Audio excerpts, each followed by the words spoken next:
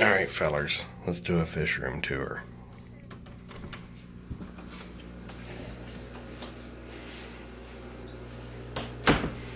Jump, jump, jump. Alright.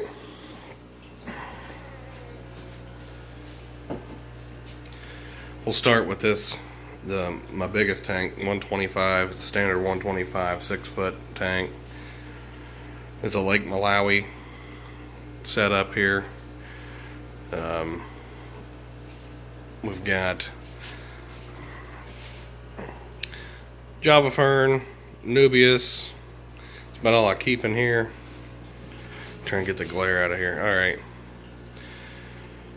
Alright. Let's see, we got a Fusco, Borlei, he's the tank boss.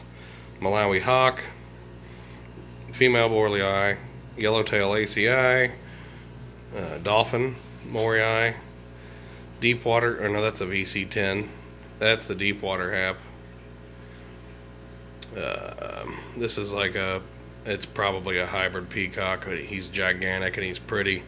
He's really pretty. Let's see here. There's my OB peacock. Back up here a little bit, give you a better shot here. Oh, my Compressicep's one of the best fish in the tank. Look at him, man, and he's on fire. Yeah, he is. Anyway, just a basic rig run down here. I filter it with an FX5, which is really not enough filter in this tank. I also run a sponge back here in the back. Power head, keeps circulation up. It does help water quality, or not water quality, but water clarity quite a bit, because it's just stirring all the stuff up so it can get picked up in the main filter. Anyway, so that's my 125. I'm running 9 tanks in this room right now. And I keep a shelf over here with all my go-to foods, fertilizers, random stuff, salt. I got my scissors and tongs and aquascaping type stuff. Dechlorinators, master test kits, glass. You know. We've got a bunch of filters and random bull crap down here. Bunch of heaters, tons of heaters down in there. You know, got to be prepared.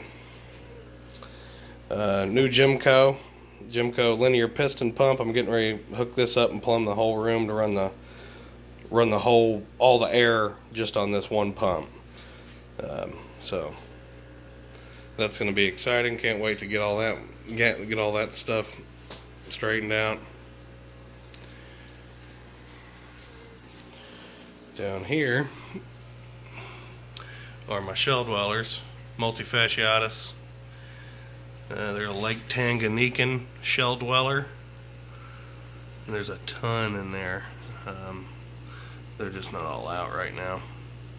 See a little youngster right there.